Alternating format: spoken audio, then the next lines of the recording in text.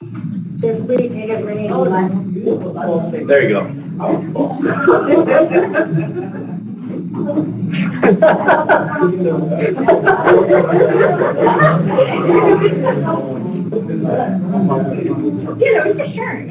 All right, guys.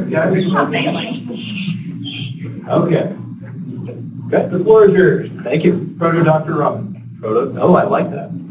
Everyone, I'm Justin. You can call me Proto Doctor if you want to. I've also been called Batman, and I promise that there's a scientific reason why there's a Batman logo on my opening slide. But what I'm going to talk to you today is how we can use a very specific energy emitted from hydrogen atoms in order to study galaxies. I happen to study the same kinds of galaxies that Crystal studies, that Jay studies, that GSU is kind of famous for studying. The actual nuclear activity doesn't really affect what I do. They just happen to be those kinds of galaxies. I'm not looking at the small scale stuff. I'm looking at the largest scales of the galaxy that you can get to. And we need really cold stuff that's on its own, that's not behaving very variable like the nuclear regions are. And for that, we need to look at hydrogen atoms because they're the coldest and they're the lightest and they're the most calm.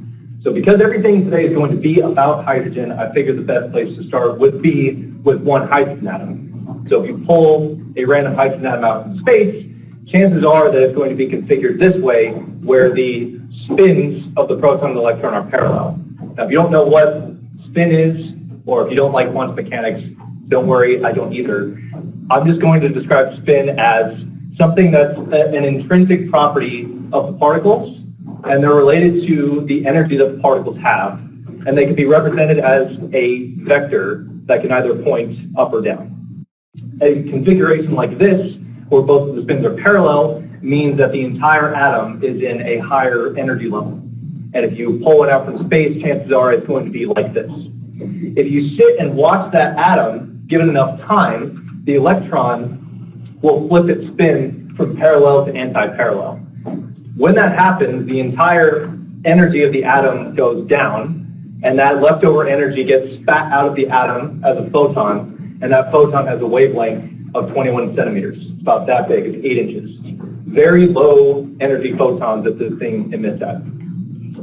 If this is the only thing that you're doing, and you're only staring at one atom, it'll be pretty boring, because on average it takes about 11 million years for a single hydrogen atom to do this. So not very entertaining if you just look at one atom, but like I said, I'm looking at galaxies, so an important thing to keep in mind is that hydrogen atoms are very small and galaxies are very big on average. And the organization for these slides is going to be messed up throughout this whole thing. So what I like to do is I like to show the schematic that's coming up to get everyone in the same headspace of what we're looking at and how much of this stuff is actually in the things that we're looking at. So here is an optical image of a nearby galaxy taken from the Sloan Digital Sky Survey, or SDSS, which I think some of you have worked with or taken data from. Here's what the same galaxy on the same scale looks like, but in the ultraviolet. This is from the Galaxy Explorer, or GALAX. Notice that you see a bunch of different structures that you do in the ultraviolet that you don't see in the optical. That's because, or you see the spiral arms that you don't see in the optical. That's because ultraviolet is a great tracer of star-forming regions, because if you're forming a star, temperatures are getting very, very hot, energy is getting very, very high. So instead of energy being emitted mostly in the optical like our sun is, the temperatures are much higher, so they're emitted at much higher energies like the ultraviolet. So it's very good at tracing out where these higher energies are coming from, which is the spiral arms in galaxies, where all the dust is that's getting compressed and forming into stars. Now here is the same galaxy on the same scale, except this time we're looking at all the energy coming from neutral hydrogen. It's a lot bigger, at least 2 or 3 times the size of the top left image. There is a lot of hydrogen in this stuff. So it doesn't really matter that one atom takes 11 million years to emit this photon, because if we've got this much stuff there, it looks like it's happening all over the place. We get a very steady stream of this emission. What can we do with it? Or how do we see it? How do we detect it? Crystal actually went into this a little bit in the last image that she showed, where you saw all the gas coming into the galaxy that's emitted at the same wavelength that these hydrogen atoms are emitting at. So 21 centimeter wavelength is all the way in the radio portion of the EM spectrum. So in order to see this stuff, I'm going to need my cartoon radio telescope. And what this thing sees is a spectrum, shooting these photons through a prism and seeing the wavelengths that make up whatever we're looking at. So we have flux on the y-axis, so how much of a specific wavelength are we seeing? And on the x-axis is frequency, which is just the inverse of wavelength, and it's normally in megahertz. That's the energy range that we're looking at for this stuff. And let's say I put a cloud of neutral hydrogen right in front of my radio telescope. What is it going to see? It's going to see one very sharp emission line coming from this cloud right at 1420 megahertz, which is the same thing as 21 centimeters in wavelength space. That's fine, but let's say I went up and somehow I gave the cloud a little kick with some velocity away from me. What's going to happen to the emission line that my radio telescope sees? If it's moving away from me, the wavelengths are going to get stretched out. The frequency is going to go down. Just like when a car is coming towards you on the road, it sounds higher pitched, and when it's moving away from you, it sounds lower pitched. The same exact thing happens with light. So if the cloud was moving away from me with some velocity, the frequency would shift down to a lower value. Pretty straightforward. Is everyone with me so far? You're welcome to just shout out, tell me to stop if something is confusing. So that's fine. That's not where things get exciting. Things get exciting if instead I zoom out, I point my radio telescope into space, and I put a galaxy in the beam of my telescope. And the question is, what's going to happen to the emission line if I'm looking at a galaxy in the radio? And the result of what the emission line looks like is something that I've kind of become famous for. So I'm going to tell you, I'm going to build up a lot until I show you what the actual shape of this emission line is. So let's talk about the things that we know the galaxy is doing that might affect what the radio telescope sees when it looks at it. So one, we know that the galaxy is rotating. Pretty safe assumption. Two, we know that the neutral gas extends way beyond the optical radius. So we're seeing a very large area covered by the gas in this galaxy. And also, in general, we can assume that the H1 is in a flat symmetric disk for now. So how does this affect our emission line? You know that when I started to give it a kick and it started moving away from me, it shifted down to lower frequencies. That's if I was just looking at a really compact cloud. If I'm looking at something that covers a very large range of space and it's rotating, one side of the galaxy, if it's moving like this, one side is always going to be moving towards me and one side is always going to be moving away from me. So on top of whatever velocity that this thing has that's moving away from us with the expansion of the universe, we call that systemic velocity. Whatever speed that it has already moving away from us, on top of that, we're going to see one side moving towards us. So what it looks like is this side is moving away from us slightly slower than the rest of the galaxy, and this side always moving away from us. And what that looks like is one side that's moving away from us slightly faster. So we're going to expect to see a large range of wavelengths given all of this motion that the galaxy is doing. The other important thing is that, like crystal stuff, it depends on the orientation of the galaxy relative towards you. So I wrote a little simulation that is meant to show you how the emission line changes given how the galaxy is oriented to you. And this is what it looks like. This is what I'm famous for. This is why there was a Batman logo. This emission line, if you have something that's called the Batman profile, you can check me. It is a refereed dictionary definition. It's not. I've been trying for years. But anyway, what this is going to show you is, this is going to show you the disk that's moving in 3 dimensions. It's going to rotate up and rotate back down. On the right, it's going to show the disk projected onto the plane of the sky. So how we would see it if we looked up and somehow we could see other galaxies besides Andromeda with our eye. And then on the far right, it's going to show you how the emission line changes given the inclination. Okay? Rotating up. This thing auto-scales because I'm not a very good programmer, but notice the horns kind of go away when it's face on, and when it rotates back down, you start seeing the Batman ears again. That's because, and this is where I see how much attention you guys are paying in physics or astronomy, that's because it depends on how much of the velocity of the gas is actually in our line of sight, meaning either towards us or away from us. If it's edge on, all of the motion it does is this way or this way. As it starts inclining away from you, some of the components of motion of the gas are straight up, and then some of them are towards you. So you start seeing less and less of the motion towards you or away from you, so the amount of flux that you see in the ears starts to go down. And once the disk is completely face on, all of the motion is in the transverse direction, meaning there is no motion relative to your line of sight. So we get no indication as to how the gas is moving. So we don't get those horns anymore. It turns into, it's not moving anymore. But it pretty much turns into a Gaussian curve. We don't see those horns anymore. So what can we actually do with this? Or I'm getting ahead of myself. I told you that we can assume that it's in a flat symmetric disk, but if we actually look and see what the extent of these neutral hydrogen are, it turns out that they are not in a symmetric disk. They're not symmetric. They're really, really not symmetric. These are just, they turn out to just be blobs, and they turn out to be just doing whatever they want to do. These are integrated neutral hydrogen maps from the VH1 Nearby Galaxy Survey, or THINGS. Like Crystal said, we're not good at naming things. So this thing ends up wherever it wants to end up, but it does a good job of tracing out the extent of where the galaxy reaches, whether that's in a symmetric disk or not. So here's what a real-life hydrogen emission spectrum looks like. And notice, in that simulation that I showed you, the horns were always perfectly in line with each other. They were perfectly symmetric. But like I told you, nothing is symmetric like this, so you see an asymmetry in the horns.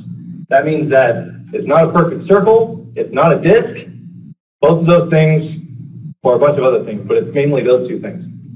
So let's say the disk had a warp in it, right? On this side of the galaxy, all of the motion is in your line of sight. None of the components of motion are in the up and down direction, so you're seeing a lot of the motion from this gas. But if you look over here on the warp side, some of the motion is vertical and some of the motion is towards you. So you're seeing less motion in this gas. You're going to get an asymmetry in the horns. Or let's say that the extent of the H1 isn't symmetric. So you're getting, let's say you have a lot more gas over here on this side of the galaxy than you do on this side of the galaxy. That means that you're going to get a lot more flux on this side. So you're going to get a really large spike on one side and then not a lot on this side, which will again cause an asymmetry. But this is a pretty well-behaved profile. So a good example of one that's not very well behaved is this one, NGC 3227. And it looks like this guy just lost an ear. Like Crystal's galaxy, this has a companion, and you can bet that that companion is messing with the extent of gas in both galaxies.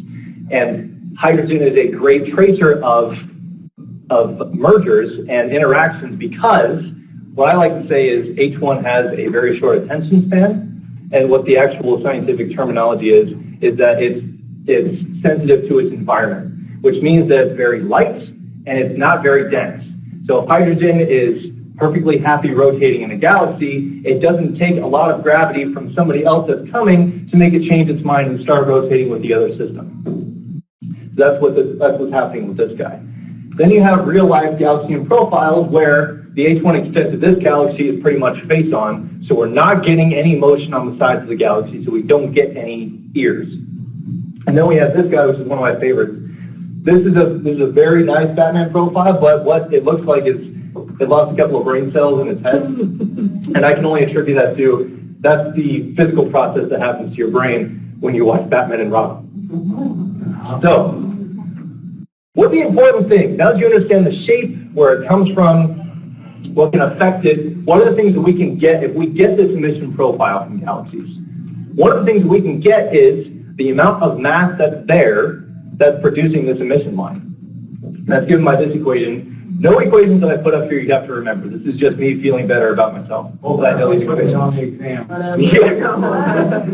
The only thing that you need to know is this mass of H1 in terms of amount of mass of the sun is the measured flux. So how much of this emission are we getting from this profile times some distance times some constant.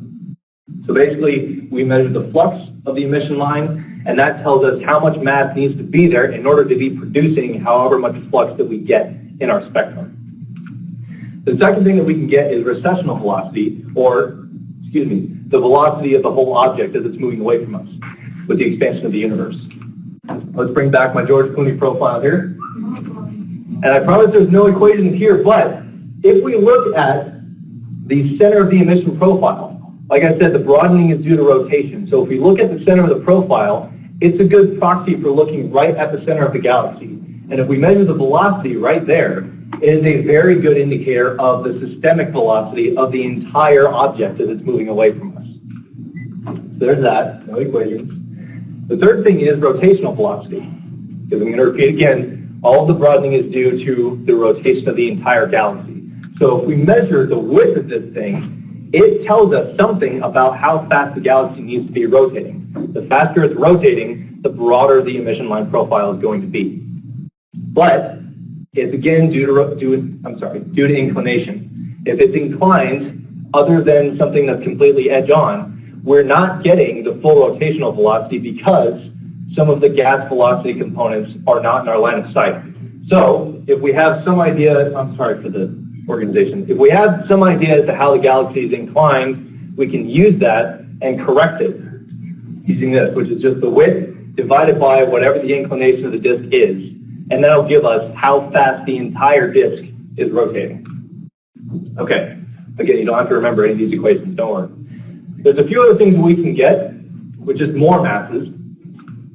We can get the entire gas mass of the galaxy using an extrapolation from the mass that we've already calculated for the neutral hydrogen. And we can use the assumption that on broad scales in the universe, no matter where you look, hydrogen is going to be the most abundant element, period. It outclasses every other element by a very large amount. So if you look at a galaxy that has a lot of gas in it, the most gas that you're going to see is hydrogen. And the next most abundant element that you could see is helium, exactly. And it turns out that if you're looking at something as big as a galaxy, and depending on how many significant figures that you want to go out to, the only two elements that matter if you want to get a total mass in gas is hydrogen and helium. And it turns out that you can account for helium by just multiplying the mass of hydrogen by some scaling factor. The last thing we can get is baryonic mass, or the total amount of mass in these galaxies. Now, if you're looking at something that big, the two things that are going to make up most of the mass is gas and stars. The galaxies that I look at already have stellar masses measured for them by my advisor, Dr. Mitzi Bez. So if I add those stellar masses to the gas masses that I can get, I have now calculated the total amount of detectable matter in these galaxies. Now, why does that matter? Don't laugh. It's because we want to look at very broad scale relationships, like the ones that occur in the nuclear region. The size of the black hole is directly correlated to the size of the bulge. The mass of the black hole is directly correlated to the luminosity of the AGN. We want to know how these different properties at different scales of the galaxy relate to each other. And again, that tells us about how these galaxies formed and how they evolve and why so many things are connected to the black hole. So, this is the stuff that I do, where you can look at the different mass relationships. You can look at the mass in stars as compared to mass in gas. Or you can compare the mass in gas relative to the mass of the galaxy, the mass of the black hole. The things that you would assume before looking at this stuff is, if you have a gas that doesn't have a lot of gas in it, you can assume that that galaxy has more mass concentrated in stars, because in order for stars to form, there needs to be a lot of gas. So if there's more stars, you would assume that they used up all of the gas reservoir in order to form themselves. You can use that same logic to expect what sizes of black holes that you would measure, because again, in order to get these black holes to grow to millions or billions of times the mass of the sun, you would need a lot of food for them to eat, and most of that is gas. That's not the most reliable indicator, though. Instead, you can look at the gas fraction, or the amount of gas divided by the mass of stars, and then compare them to the same things, using the same logic. A lower gas fraction would mean that you used up all of your fuel to make all the stars that you're seeing in your galaxy. So you would expect the gas fraction of these galaxies to go down as stellar mass goes up, and that's exactly what we're getting with these galaxies. So we've overlaid a couple of relations to get some context as to what could be happening. The black line is our best fit to the data. This green line up here is from a simulation in 2009, which quantified the same kind of thing, this gas fraction, to nearby galaxies that are very gas-rich, meaning that the amount of mass in gas is over 50% of the total mass of the galaxy, which is not the case with ours.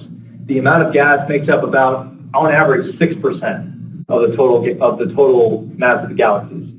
And that explains why all of our data is lying beneath this line, because the galaxies that fit here have much more gas than they do stars. But the same kind of thing, where gas fraction keeps decreasing as stellar mass increases, is consistent. This red line here is a constant gas mass relation, where instead of allowing things to vary, we kept our gas mass constant at what the average value of our galaxies are, which is about 10 to the 9 solar masses, and we let our stellar mass vary. This slope is not very different from the black line, which means that this is very close to what these galaxies are actually doing, and that's also due to the fact that we don't have a very large range of gas masses for these galaxies. It goes from about 10 to the 8.8 to about 10 to the 9.4. So in galaxy space, that's not a very broad range of masses, so it's not very different from this line. We've also did this blue line, which we call the closed box relation, which means that we assume that there's a one-to-one correlation between gas mass going down and stellar mass going up, meaning you are directly converting the mass that you have in gas right into the mass of stars. And that's what this line is right here. And this is much steeper than our relation right here, which means that the processes that are going on in these galaxies are much more relaxed. Not all of the gas reservoir is going into feeding stars. It can be doing something else. It can be stripped away. It could have gone into feeding the massive black hole. It could have been a whole host of things. But it's interesting to see these compared to the other lines of relation. And then we don't really find anything as compared to the black hole masses. The other thing that I've looked at, and this is the last slide that I'll show, the last thing I looked at is gas mass and baryonic mass as compared to black hole mass. Now you would expect the same kinds of things, where the amount of gas that you would have goes into feeding black holes, which means on a broader scale, if you have a really big black hole, that must mean that you have a bigger galaxy, because you need more stuff to feed the black hole in order for it to be as big as it is. Now we've tentatively kind of fit a best line to this, and even in galaxies or even AGN studies where you'll see best fit lines to basically scatter plots, this isn't very good. We don't have a very large range of gas masses, so we need a lot more data, which I'm working on right now, which is why I haven't slept in the past 24 hours. It's great. We need a lot more points in order to see whether or not there is a relation, whether or not black hole mass scales with the amount of gas that's in its host galaxy. But on the other plot, we see a much better relation, and that's because the stellar masses that came from the baryonic mass calculations were from a paper that was published this year that recalibrated the scaling relationship between black hole mass and stellar mass. So black holes are not only directly correlated with small scale stuff, like the bulge size or the luminosity of the AGN, it's also scaling with large scale galaxy properties, like the amount of stars that are in these galaxies. And like I said, the average gas mass value was about 6%, so most of the mass in these is in stars. So it would make sense that we see the same relation, but some of these AGNs in my study have gas masses that go up to almost 20%. So we're adding a lot more gas to this relation, and we still see a good correlation. And that's evidence to suggest that black holes are not only correlated with stellar masses of their galaxy, but it's related to the total amount of mass that's available in these galaxies, which is crazy because you're looking at the mass made up in the entire galaxy. And if you look at a Hubble image that has a literal ton of points of pixels in it, you're comparing things that cover the whole image to something that doesn't even cover a pixel. It's crazy. And I keep telling you that we don't have a large range, so in order to provide even more evidence for this, we have this little red cross right here, and that is our derived baryonic mass for what we call the little AGN that could, which is NGC 4395, which is a very diffuse, low brightness AGN that's very close, that basically does not have a bulge. And it is also the lowest black hole mass that's been measured for these galaxies. And when we derived the baryonic mass, we found out that the gas mass for this is over 70%. So much more gas dominated than it is stellar dominated. And we wanted to see whether or not gas dominated galaxies and small black holes whether or not they fit on this relation, and it turns out that it lies very close to our best fit line.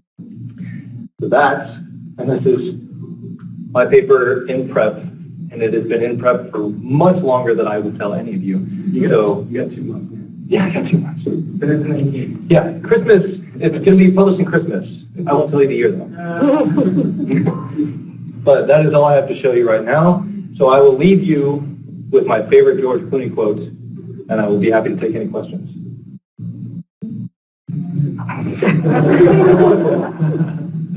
Let's give him a round of applause. I'm going to take the host prerogative. So I would take it that you would call Batman and Robin the worst of the series. I call it, what did I say? Bafflingly great. I used it to kick off a Halloween movie series of the scariest movies of all time once. Oh, I think Batman v Superman is much scarier. Well, that was before it had come out. Okay, But also, didn't we watch that as a Halloween movie night? probably. It would make sense. Weird. I did that. It's scary bad. Same person. Great mind, great mind. Yeah, Chris helped build them all. Right. Question. Like we said, there aren't any dumb questions. I can tell you a horror story of me asking a really dumb question to somebody who's an expert in her field, which is my advisor. What was your really dumb question? This is on video too, this is great. The dumb question was, I was calculating these gas masses, and in astronomy you have to have error bars or no one is going to take credit for anything. Or in a physics lab for that matter. That's true. So, I was getting something like 10 to the 8, 10 to the 9 solar masses, which is what we would expect. And when I was propagating out my errors, I got something like 10 to the 7. And I said, this isn't right. This is bad. So I spent the whole day trying to see what error I made, what was going on in my math. And I couldn't find anything. And I just started doing it by hand on the board and asking random strangers that were walking down the hallway, hey, what am I doing wrong? Please help me. And I couldn't find anything wrong. So I'm like, my meeting is tomorrow. I'm just going to go. I'm dropping out of grad school. This is it. I'm going to get fired. So I said, I'm like, I'm sorry. This is what I have. I don't know what went wrong. And she looked at it and she goes, 10 to the 8 plus or minus 10 to the 7. About 10%. Yeah, it's about 10%. 10 to the 7 is 10% of 10 to the 8. And I had to have a doctor who's an expert in her field tell me how to divide two numbers. So there are no dumb questions except for that one. That's the low bar. Panicking. Just panicking, yeah. You understand. Yeah. We go through the same things. They're just way bigger numbers. Any other questions? All right, so first off, let's take our speaker one more time.